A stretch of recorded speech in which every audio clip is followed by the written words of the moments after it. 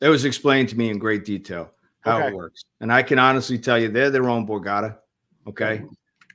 But they were always called upon, right? There were a bunch of guys that were always capable guys, you know, old school guys. These guys are the guys that came in, and, you know, when you have a guy that you report to every day and he's bragging about, hey, this guy Tom's a great guy, you know, man, he's talented. He could chop a body up in, you know, in no time at all.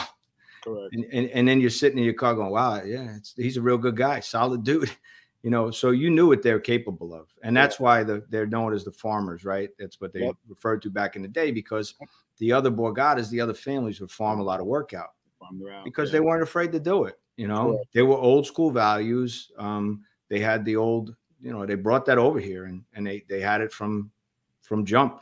And then you had the guys like John Briggy that was in charge, and he had the old school mentality as well. He carried it. He held those guys to a different standard. Along the way, yeah, you know, the decavs are known for the gang that couldn't shoot straight at times, because I guess it's that cowboy mentality, right?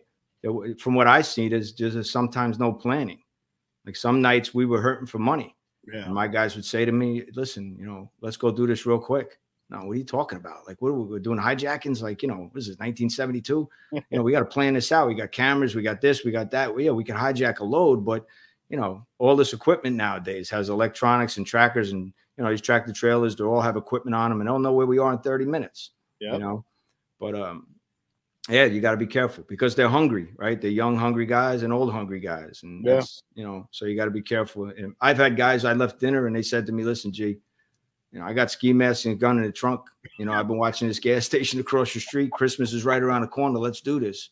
You know, and yeah, the criminal side of my brain is going, yeah, you know, that's desperation. That's what a bad guy does, right? That's what a gangster does. Yeah. But you got to go, no, what are you doing? Like, no, everything we do affects Charlie. So just take it easy. I'm working on a couple of things. So-and-so and me got something going with another Borgata. Let's see what happens with that. And we'll all eat, you know? So you had to find that balance.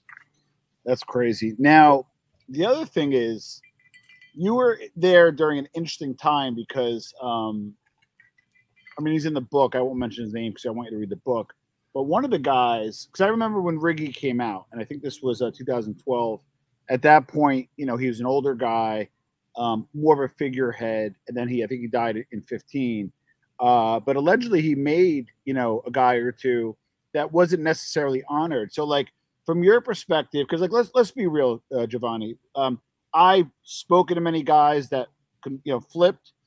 I've been around guys. I've well read on the subject, but I'm not on the inside, you know. So when you were on the inside and you heard some of those things, what was new to you? Because you were even more probably advanced as a law enforcement guy, training. I'm hoping they give you dossiers, you read the jackets, but then you go into the field. What was one of the things that jumped out at you where you're like, holy shit, wow, this is a surprise to me once you were undercover?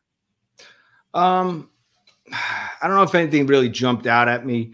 The preparation was, like I said, my preparation was dumbing it down. I couldn't come in.